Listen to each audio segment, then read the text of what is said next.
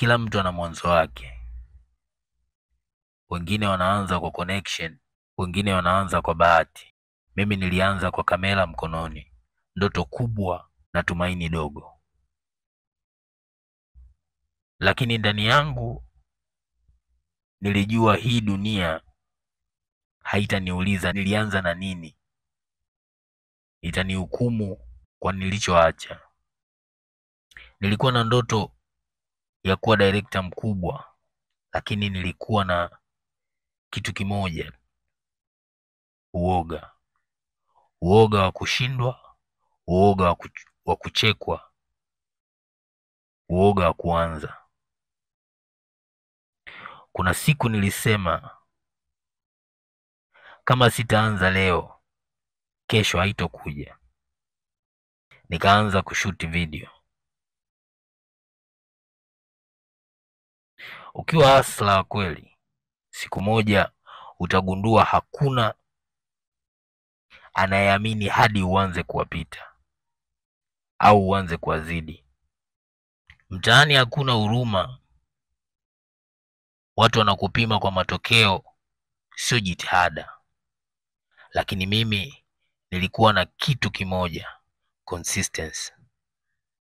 Nilikuwa na edit video nikiwa nimekaa chini, laptop ikiwa na joto, lakini roho yangu ilikuwa baridi. Hapo ndipo nilijua kuwa ndoto bila kazi ni kama kupiga picha bila memory card.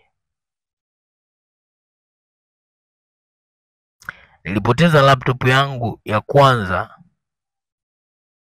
ilikuwa kama nimepoteza kila kitu. Nilikaa kimya siku 3 nikiangalia dira.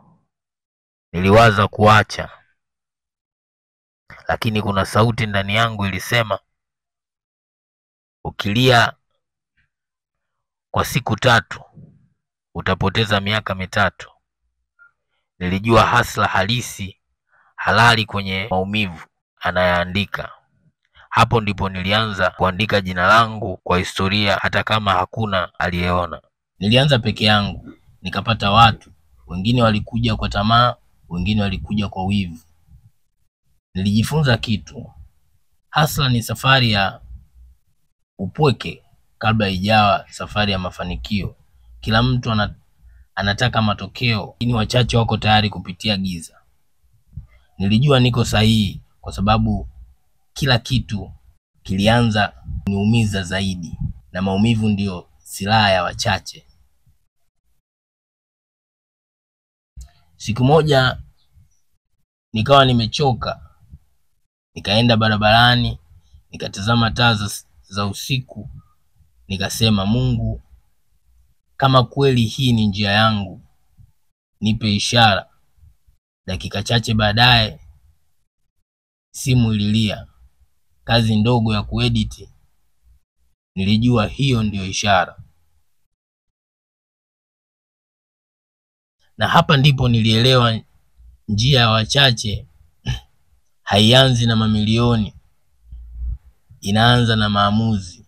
Leo nikiwa hapa nimesimama kwenye miguu yangu, na wakumbusha wote, usikate tamaa. Kila giza lina asubuhi yake, na wachache tu ndio wanavumilia hadi jua lianze kuonekana.